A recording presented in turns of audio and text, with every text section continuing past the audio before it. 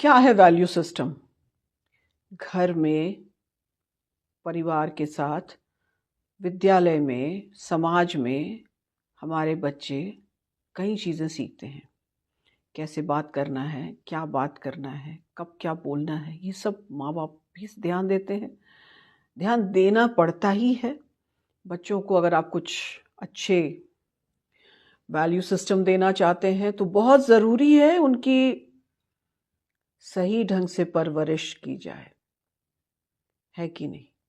कहानी जो सुनाया जाता है, कई बार कहते हैं स्टोरी टेलिंग, आपके पास जो आपके पुराने बहुत सारे ऐसे हमारे ग्रंथ हैं और हर धर्म के महापुरुषों की जो जीवनियाँ हैं और आस-पास भी जो भी घटनाएँ होती हैं, तो हम उनसे बच्चों को अवगत कराते रहते हैं अपने परिवार में भी और विद्यालय वगैरह में भी, ताकि बच्चों का एक स्ट्रॉन्ग वैल्यू सिस्टम बने।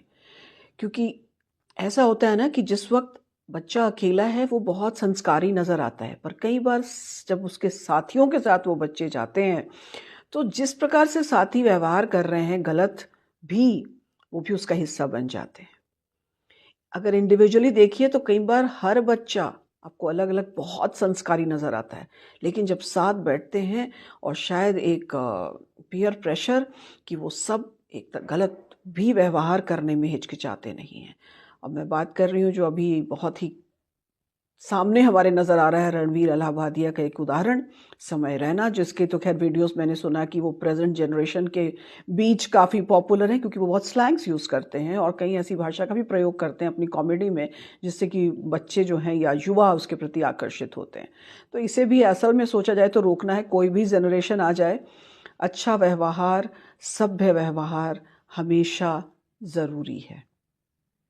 और यही उदाहरण आज वो माफ़ी माँग रहे हैं हर प्लेटफ़ॉर्म पे, तो मैंने तो उनको एक जगह कमेंट में भी लिखा कि कुछ दिन अब आप एक ब्रेक लीजिए, रिफ्लेक्ट कीजिए, फिर से ग्रो कीजिए और इवॉल्व होइए एक सही इंसान में, क्योंकि आपके ऊपर भी अब एक नशा हो गया है। उस नशे में आपको सही और गलत भी आप नहीं पहचान पाते हैं। कहाँ मैं बैठ रहा हूँ, मैं कहाँ बोल रहा हूँ, मैं क्या बोल रहा हूँ? मैं अपने माँ-पिताजी के प्रति अभद्र भाषा का इस्तेमाल कर रहा हूँ। तो ये पेरेंट्स को ये यहाँ ध्यान देने की बात है कि ये जो एक उदाहरण हम अपने सामने देख रहे हैं, ये कभी भी किसी के साथ भी शायद हो सकता है, अगर हमारे वैल्यू सिस्टम कमज़ोर रहे तो। तो make your child strong child.